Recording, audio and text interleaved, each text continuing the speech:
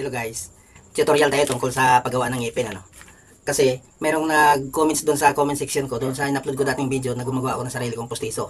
Na ano daw ba ang ginagamit kong mga materialis at saan daw ako nakaka-order ng mga materialis. So ganito guys, tuturo ko po sa inyo kung paano, kung saan ako nakakuha ng aking mga ginagamit na panggawa ng pustiso para sa sarili ko. Kasi ako lang gumagawa ng sarili kong ngipin eh. Kapag na ayaw ko na, parang gusto ko ng palitan, ay gumagawa ako ng sarili kong ngipin at saka sa mga pamangkin ko. So, ito na po yung materials. Dapat na maka-order ka nito sa Lazada o kaya sa Shopee. Ito yung natural look na Dora. Ito yung pares niya. Ito yung pangtunaw dito, yung pang-sabaw dito, pangtunaw dito. Ito yon, self-curing. Yan, to. Yan, self-cure. Yan. Na-order lang dito sa Lazada, guys. Saka sa Shopee. Ito ganun din. Ito yung kinakagat na nilalagay dito. Ayan, oh. Yan, meron na akong ginawa kasi dito para sa sarili ko eh. Ayan, oh. Ito yung pang-ibabaw na hulmahan. Magkaiba po yan kaysa sa pang-ilalim. Ito yan sa ilalim. Yan. So, pag dapat magkakaganyan yan sila. Ito yung pang ibabaw. Kapag naghulma tayo sa ibabaw, lagyan natin to ng Reprogel. Ito, tunawin lang po natin ito sa tubig. Ito, Reprogel. Na-order lang po ito sa Lazada at saka sa Shopee. Tunawin natin sa tubig at ilagay natin dito. Yung katamtaman na pagtimpla, yung parang malapot lang siya. Lagyan para pagkagat natin, hindi naman kakalat sa ating labi. Hindi damusak. So, ito yon, Reprogel. Yan. Ito naman, yung Kaston.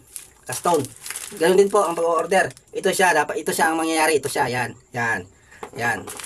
Titigas po yan, mga 5 oras o kaya 4 na oras, 5 oras, matigas na po siya, ganito na po siya, magiging bato na po. Huwag na po yung ngipin mo dyan. Pagkatapos mong buhusan yung kinagat mo. Kunwari, ito yung kinagat mo, ito yung Reprogel, kasi ito naman ang Reprogel.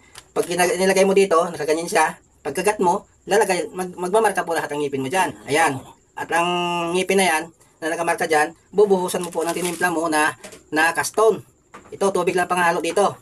Tapos, pagbuhos mo dito, pupunuin mo siya, patuyuin mo lang siya ng mga 3 o 4, 5 oras, ganon. Pwede mo na siya tanggalin. Ito na maging kalabasan niya, ito na. Yan, ganyan na siya. Oh. So, tatanggalin mo na siya ngayon, at dito ka na ngayon, bubuo ng iyong ngipin. Susundan mo lang yan, bungi na yan. Yan, susundan mo lang yung bungi na yan, lagyan mo lang ngipin, nakakapantay.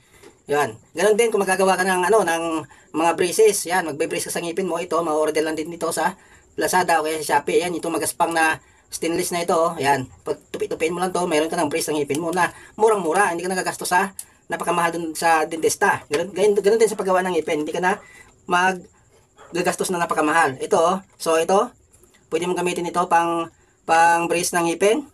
Ito, natural look na Dora, na ito yung magiging ngalangala mo dapat. Ayan, ito. Pag natunaw mo, ito yung pangtunaw niya ha. Ito.